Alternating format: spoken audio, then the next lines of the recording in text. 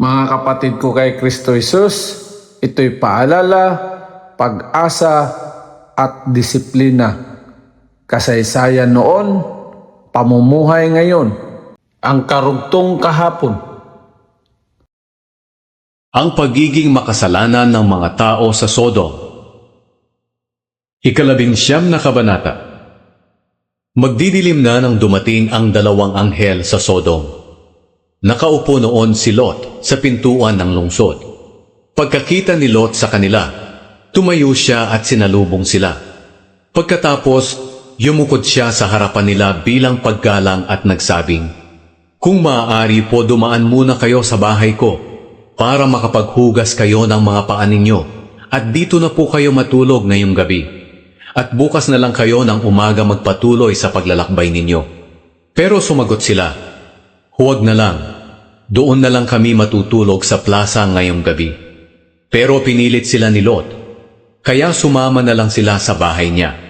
Naghanda si Lot ng mga inumin at mga pagkain. Nagpaluto rin siya ng tinapay na walang pampaalsa. At nang handa na, naghapunan sila.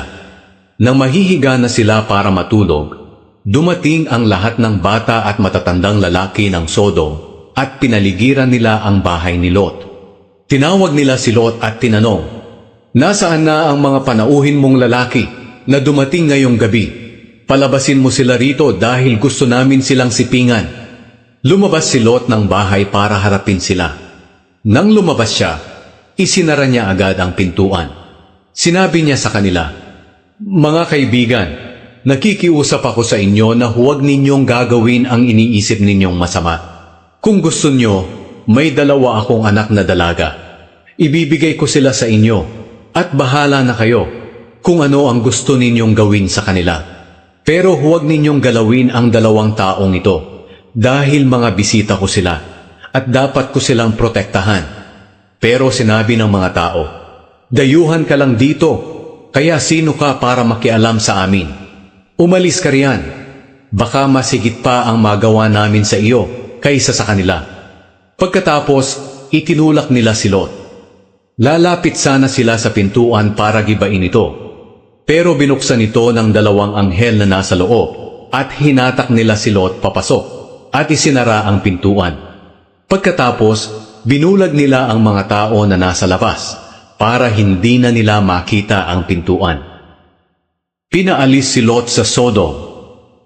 Sinabi ng dalawang anghel kay Lot, "Kung may mga anak ka pa, o mga manugang na lalaki, o mga kamag-anak sa lungsod na ito, isama mo silang lahat at umalis kayo rito, dahil lilipulin namin ang lungsod na ito." Narinig ng Panginoon ang mga daing laban sa mga taong ito na puro kasamaan ang ginagawa. Kaya ipinadala niya kami para lipulin ang lungsod na ito. Kaya pinuntahan ni Lot ang mga magiging manugang niyang lalaki at sinabi, "Magmadali kayong umalis dito, dahil lilipulin na ng Panginoon ang lungsod na ito." Pero hindi sila naniwala, dahil akala nila'y nagbibiro lang si Lot. Nang magbubukang liwayway na, pinagmadali si Lot ng mga anghel na umalis sa lungsod. Sinabi nila, "Bilisan mo, dalhin mo ang asawa mo at ang dalawang anak mong babae na nandito, at umalis kayo agad, dahil baka madamay kayo kapag nilipol na ang lungsod na ito, dahil sa sobrang sama ng mga tao rito." Hindi pa sana aalis si Lot, pero dahil naaawa ang Panginoon sa kanila, hinawakan sila ng mga anghel sa kamay at dinala palabas ng lungsod. Nang nasa labas na sila ng lungsod, sinabi ng Panginoon, "Tumakbo kayo, huwag kayong lilingon o hihinto sa kahit saan dito sa kapatagan. Tumakbo kayo papunta sa bundok para hindi kayo mamatay." Pero sumagot si Lot, "Panginoon ko, huwag niyo na po akong patakbuhin papunta sa bundok. Kinahabagan niyo po ako at ipinakita ang kabutihan niyo sa akin sa pagliligtas ninyo sa buhay ko.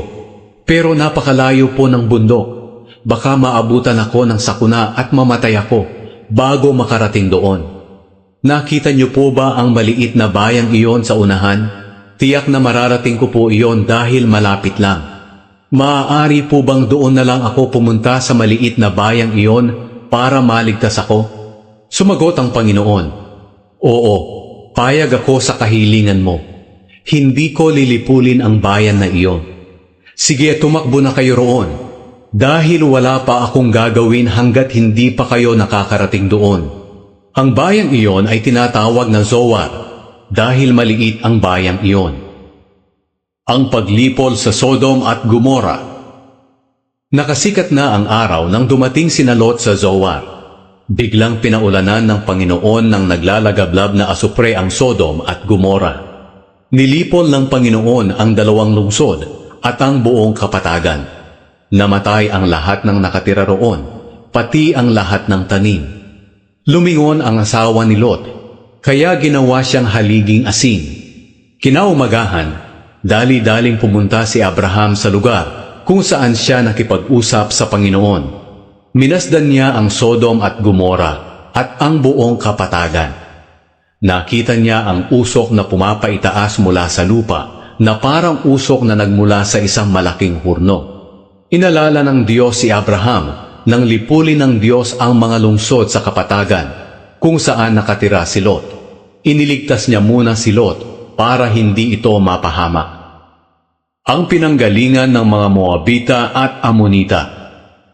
Dahil natakot si Lot na tumira sa Zoar, lumipat siya at ang 2 niyang anak na dalaga sa bundok at tumira sila sa kuweba. Isang araw, sinabi ng panganay na anak sa kanyang kapatid, "Matanda na ang ating ama, at wala nang ibang lalaki rito na maaari nating mapangasawa para magkaanak tayo katulad ng pamamaraan ng tao kahit saan sa mundo. Mabuti pang painumin natin ang ating ama ng alak hanggang sa malasing siya. Pagkatapos sumiping tayo sa kanya para magkaanak tayo sa pamamagitan niya." Kaya ng gabing iyon, nilasing nila ang kanilang ama. Pagkatapos, sumiping ang panganay na anak sa kanyang ama. Pero dahil sa sobrang kalasingan ni Lot, hindi niya namalayan kung ano ang nangyayari. Kinabukasan, sinabi ng panganay sa nakababata niyang kapatid, "Sumiping na ako kagabi sa ating ama. At ngayong gabi muli natin siyang painumin ng alak hanggang sa malasing siya. At ikaw naman ang sumiping sa kanya para tayong 2 ay magkaanak sa pamamagitan niya." Kaya ng gabing iyon, muli nilang nilasing ang kanilang ama, at ang nakababatang kapatid naman ang sumiping sa kanya. At sa sobrang kalasingan, hindi rin niya namalayan kung ano ang nangyayari.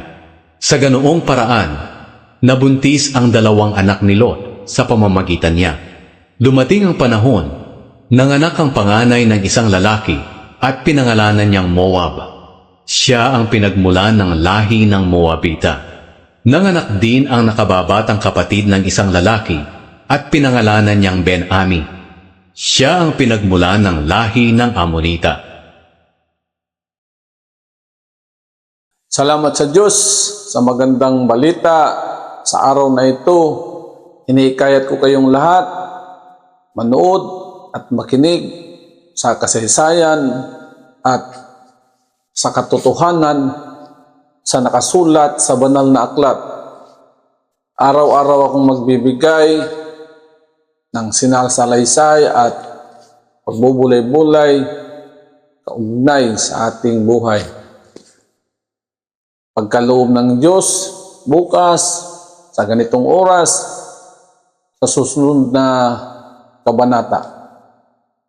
Hanggang sa muli, bye-bye. God bless us.